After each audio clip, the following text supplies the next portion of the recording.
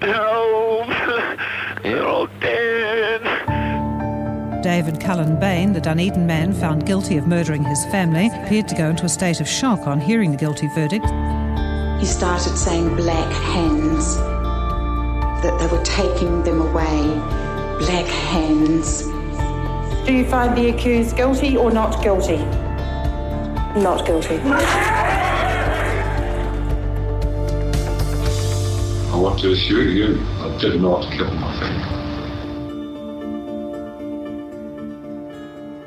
Robin Bane was a depressed and homicidal maniac who snapped and shot his family to prevent the world knowing the truth about his incestuous relationship with his daughter Laniette. Only David deserved to stay. That essentially is the foundation of David's defence. In the last episode, we looked at the hard clues pointing to David as the killer of the family. In this episode, it's Robin's turn. I'm journalist Martin van Beynen, and this is a podcast series about the Bain family murders.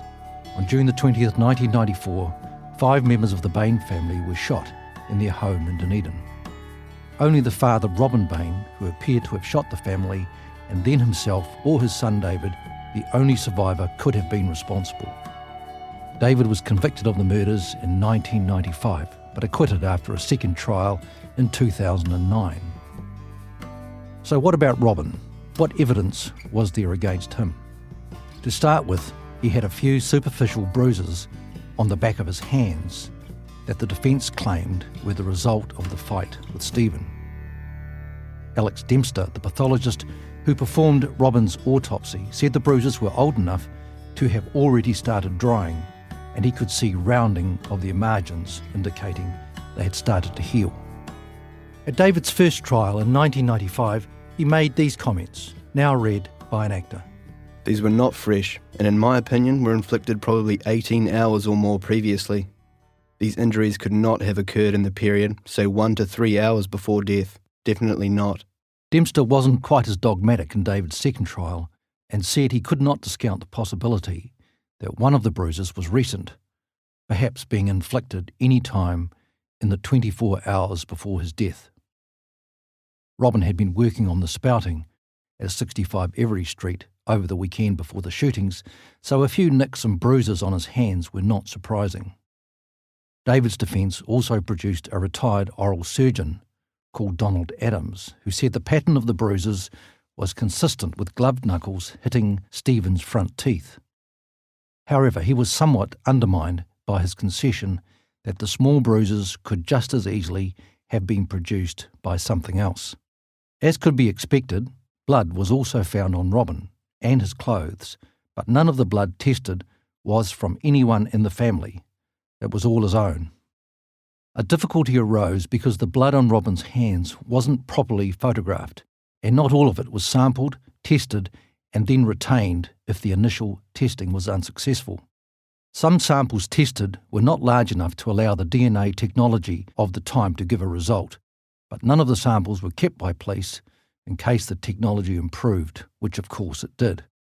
For instance, scrapings were taken from underneath Robin's fingernails and contained something that looked like blood, but the amount was regarded as inadequate for testing with the technology at the time.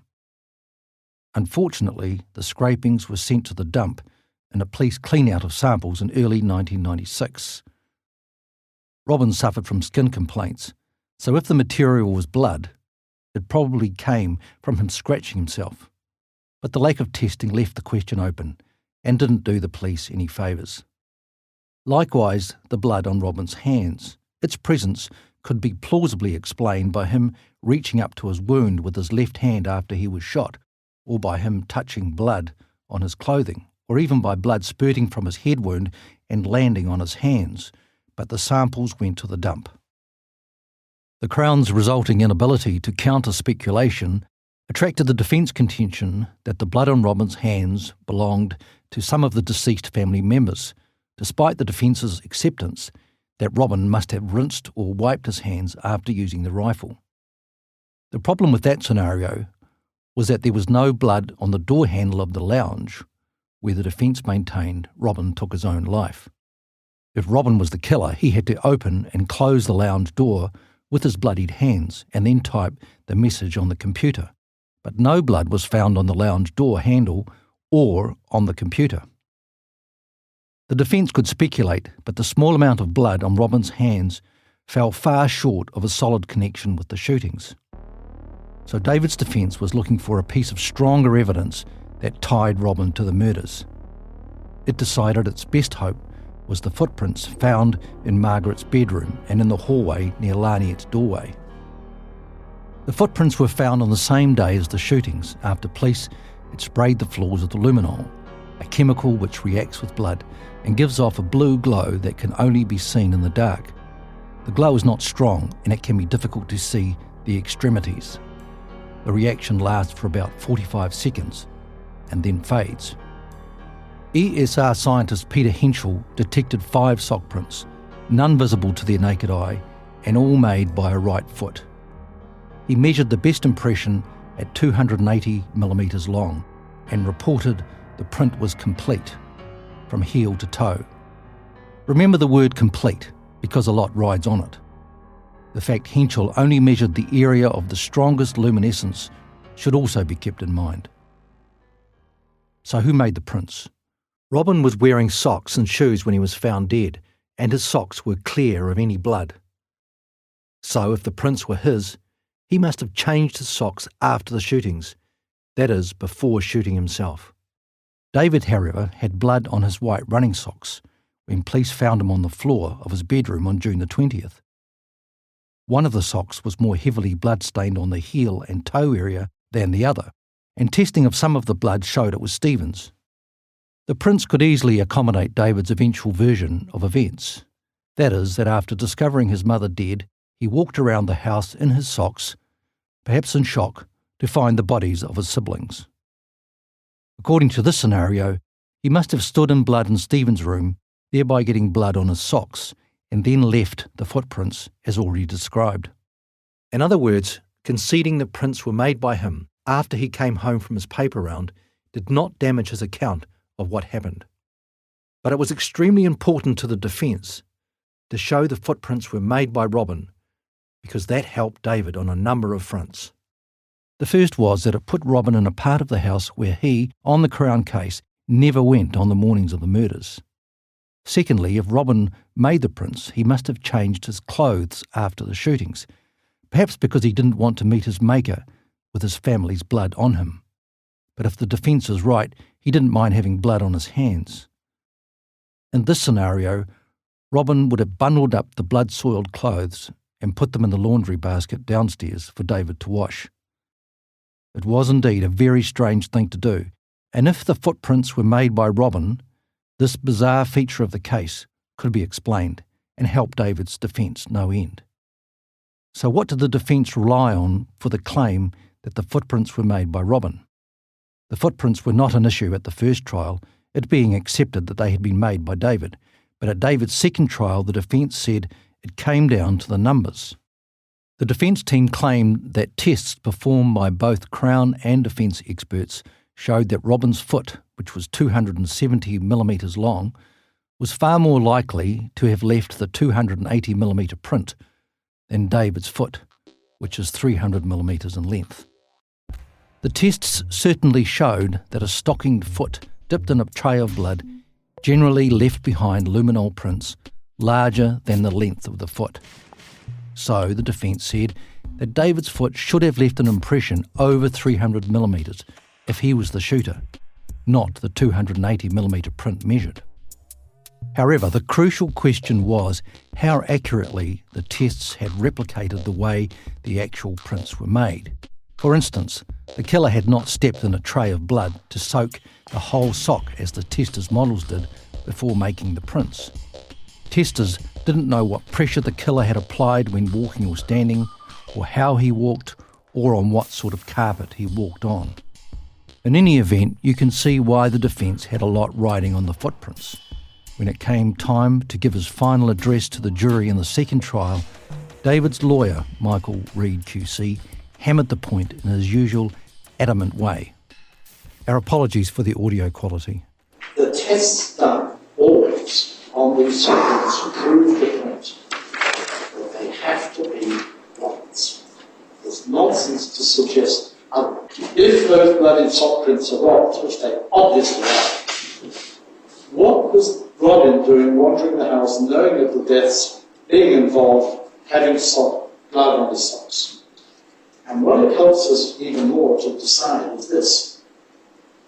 The Crown says, well, when he was found dead, he wasn't wearing bloody socks. We say, of course he wasn't. Because we know he changed his clothes. He took off the green jersey, the outer clothing. He put on new shoes and socks. Why? That is a very interesting question. Why? And the reason why is because he was mentally depressed, irrational. And as I said to you before, you cannot ascribe a rational act to what Robin did. You just can't. You see, it's being suggested to us, and I can put it to you as a submission, we never know, that people do strange things when they commit suicide. They go and dress up sometimes. They put on their Sunday best to go and hang themselves. They do odd things.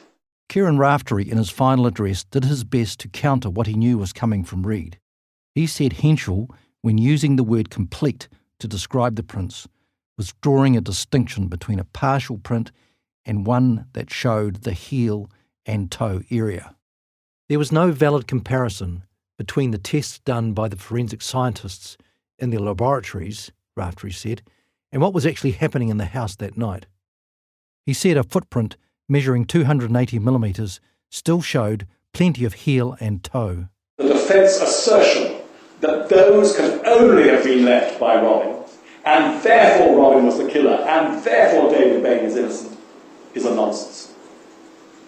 Those prints are well capable of being left behind by the man who said himself that he walked that route in socks. Socks which we know from the forensic examination done later were in fact bloody. The footprints evidence was obviously unsatisfactory for a number of reasons. It would have helped if police had removed the carpet on which the footprints were made, but that was another slip-up. The Bain camp also believed David's innocence was categorically established by timings in the case. This is a complex topic, but the most important elements can be boiled down into some basic points. The first thing to note is the defence argument that David would have been crazy to leave the house after shooting 4 of the family and risk his father finding the bodies while he was out on his paper run. In fact, the risk wasn't that great. If Robin had gone into the house and gone to the kitchen or toilet before David returned, he did not need to go past any of the rooms in which there were bodies. David was also probably very familiar with Robin's timetable and likely get-up time. The crucial time ended up being the time the computer was switched on that morning. Remember, the killer had typed the message, "Sorry, you are the only one who deserved to stay." But it was the time the computer was switched on that was important. There was no way of knowing when the message was typed, except that it could have been written any time after the computer was turned on that morning and before the police arrived at Every Street. So if David could not have turned on the computer because he was still on his paper round, his defence was looking a lot better. He wouldn't be entirely in the clear because Robin could have turned it on and still have been shot by David. But more on that later. For many reasons, one of which has to do with the incompetent way police managed the analysis of the computer, the precise time will never be known. The best estimate is that the computer was switched on somewhere between about 20 to 7 and 10 to 7 that morning. The defence argument was essentially that when the computer was turned on, David was still outside the house, coming home from his paper round. In other words, only Robin could have switched on the computer. The defence's favoured switch-on time, that is the time the computer was turned on by Robin, was around 20 to 7. It argued David wasn't home before 6:45. These times, the defence argued, were supported by sightings of David out on the street coming home. Denise Laney, a witness who was driving to work, said she saw David at his gate in Every Street between 20 to 7 and 6:45, although the defence camp said she must have seen him at exactly 6:45. Laney refused to commit to a definite time, partly because she believed she wasn't late for work, where she started at 6:45 a.m. If she was right, she would have seen David several minutes earlier. Another witness, also driving to work, said she saw David at Heath Street about 20 to 7, although it could have been earlier. Heath Street runs off every street and is a brisk 2 or 3 minute uphill walk to David's house. David, a fit athlete, could have run it much quicker. That meant he could have been in the house around 20 to 7. The Crown said the switch-on time was about 4 minutes after David was seen at Heath Street, which gave David enough time to get back into the house after his paper run and to turn on the computer. David initially told police he got home at 20 to 7, but later said he checked his watch at Heath Street, and his watch showed it was 20 to 7. Unfortunately, police did not check David's watch for accuracy. It's clear the timings are all over the place, but it has to be conceded that David was certainly cutting things rather fine if he was the shooter and the person who turned on the computer. He could not have wasted much time after coming home before switching it on. One possibility is that Robin had turned on the computer and was in the computer alcove when David came home. David then grabbed the rifle from his room, accosted his father, perhaps making him kneel, before shooting him. The other possibility is that David knew the time of the computer switch-on could be checked. He mentioned the computer workings when he talked to police and used that to bolster his alibi.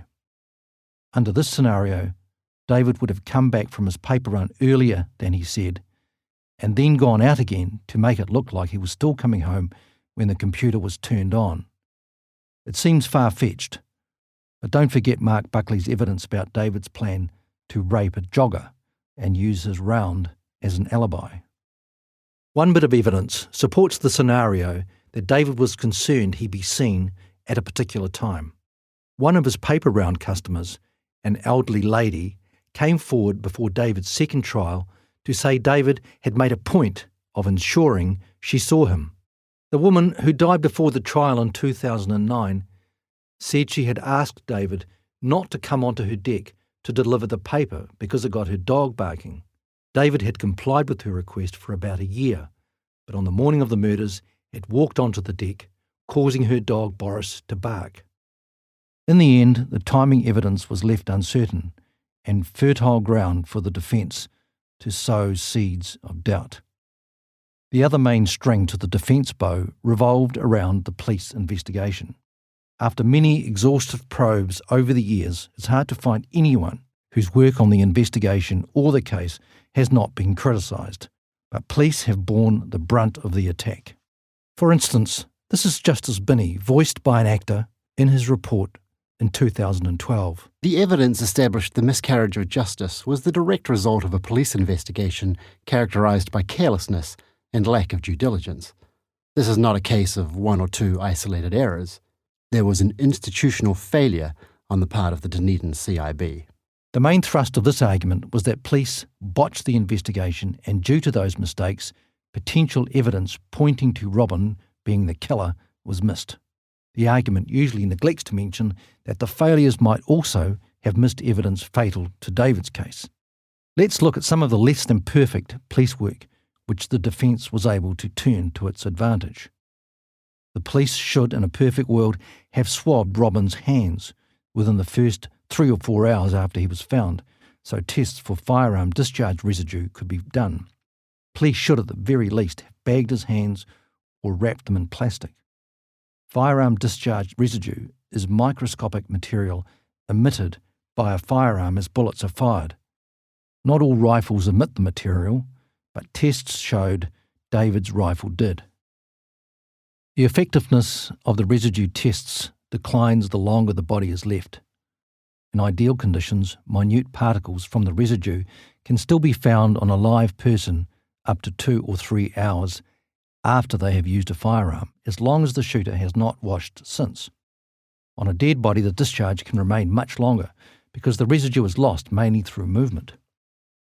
Skin was removed from Robin's hands in the mortuary, later tested by ESR, and no residue was found. David's hands were also clear of residue, but he had, by his own account, washed his hands before the police arrived. The defence camp claimed the tests done properly and on time would have shown Robin was the shooter and exonerated David. What the defence neglected to say was the test might also have helped to exclude Robin and strengthen the case against David. So what else had the police missed that could have helped David? We have already covered the police failure to retain samples which, when tested with modern techniques, might have supported David's pleas of innocence.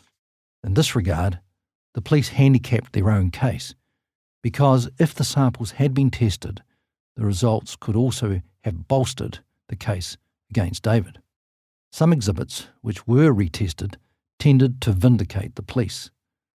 For instance, Joe Karam, in his book David and Goliath, in words now read by an actor, rather dangerously claimed that if all the stains on Robin's garments were tested, I have no doubt it would have been found to be the blood from deceased members of his family.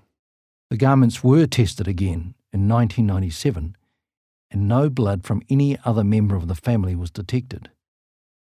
The defence was also scathing about the lack of care police took over some of the timings.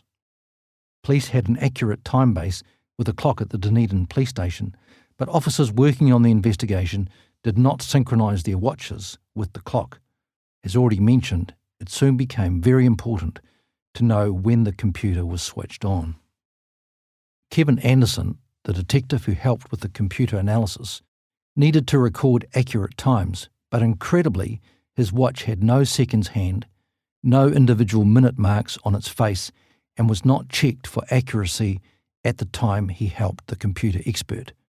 Another detective checked the watch 7 days later, and it was found to be 2 minutes fast. His job sheet, noting the watch was fast, was provided to the defence in a dump of documents for the first trial, and missed by David's lawyer.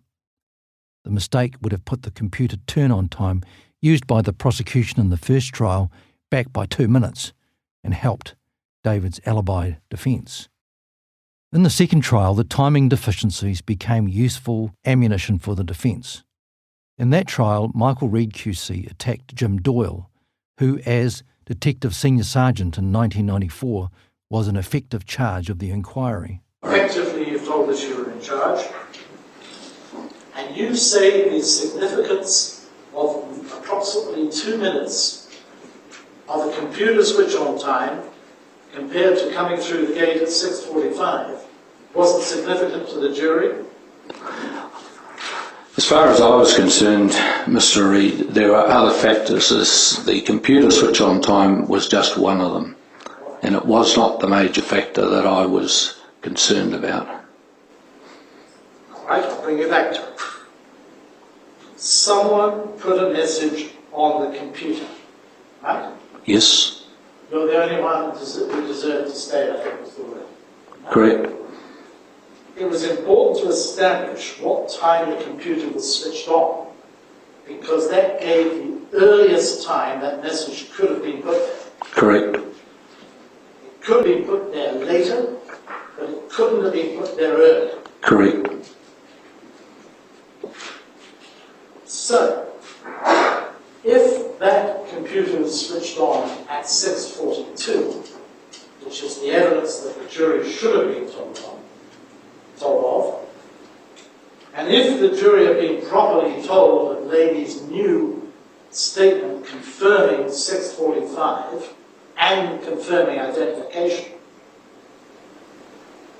it gave David Bane an alibi of at least 3 minutes. And if you take into account the time then he had to get into the house, wash his hands and get upstairs, which everyone generally agrees is at least a minute and probably 2 minutes, you're extending the alibi.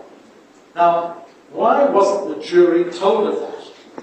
It gave David Bain an alibi in respect of the time the computer was switched on. That's all. No, it didn't, Mr. Dory, you're wrong. See, if he was at the gate having returned from the paper round at 6:45, and if the computer had been switched on at 6:42, the jury should have been told, then David could not have got into the house to do it, and he couldn't have been the killer. End of story. Of course, that wasn't quite the end of the story, because Reid was placing too much faith on the accuracy of the times he was quoting, and the 6:45 a.m. time was sketchy, but Reid had made his point. Doyle also knew about the watch being fast before the start of David's first trial. So it could be as many as nearly 3, or it could be a bit less. It could be. Right. That's the point. But the point is this, Mr. Doyle. You knew of that change, got the job sheet, and you were the officer in charge. We know that, yes? Yes. You sat through the trial with Mr. Crowders, yes? Yes. And you did nothing to correct that timing that went to the jury. You sat on your hands and did nothing. At that point, I had no reason to think that I had a situation where I had to do something. The defence camp also castigated the police for not allowing pathologist Alex Dempster to examine the bodies at the earliest opportunity. Dempster was at the scene at 10 a.m, but did not start his examination until midday. The defence claimed an earlier examination of the bodies would have allowed Dempster to more accurately assess the time and sequence of the deaths. Another opportunity to clear David from suspicion was lost, the defence said. Due to the lateness of getting into the house, Dempster decided not to take rectal body temperatures. Although body temperatures are far from accurate in determining the time of the death, later official inquiries said the information would have been very useful. As I've said, some police decisions did them no favours and gave the defence openings which would be rightfully exploited. The police's failure to fully investigate Laniet's incest claims left the investigation open to claims police had a closed mind and were just out to get David. Early on in the investigation, police had several sources who were suggesting Robin and Laniet might have had an incestuous relationship, and very soon knew of Laniet working as a prostitute. Their apparent lack of interest in the incest allegations provided more ammunition for the defence and allowed Reid to hammer away at Doyle again. So what did you find out about Robin early on, about his mental state? Nothing negative that I can recall in those first few days, no. Well, I will bring you back to that. What about Laniet and prostitution? What did you know about that? Yes, that had surfaced reasonably early in the piece.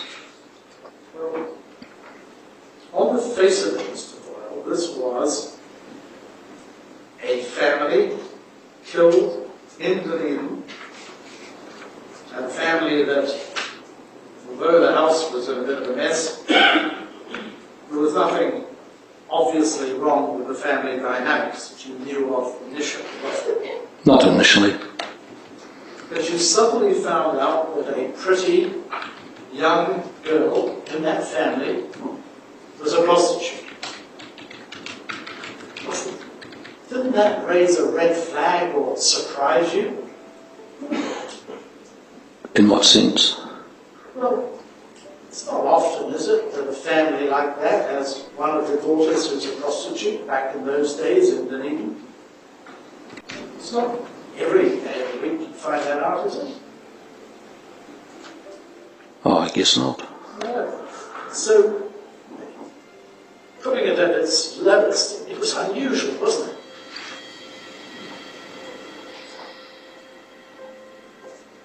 I think every family has its, put it that way, I guess. So, I guess as being a police officer, we are inclined to deal with some pretty tragic situations in families all the time. So in that sense, it didn't send out huge alarm bells to me. Prostitution is often connected with criminal activity, isn't it? It is. And here you suddenly had 5 deaths. You had one of the girls was a prostitute, and we all know that prostitutes unfortunately are targets of murder from time to time. Yes. You've seen tragic cases in Christchurch. Correct. So there was at least a red flag to be pursued. It was just another factor concerning the tragedy of the victim, I guess. But were the police mistakes serious enough to make any case against David unsafe and fatally compromised? We'll come back to that later. In the next episode, we'll look at another crucial issue in the case. Did Robin Bane commit suicide? If he did, it was game over for the prosecution. We look forward to you joining us for the next episode. Thank you for listening.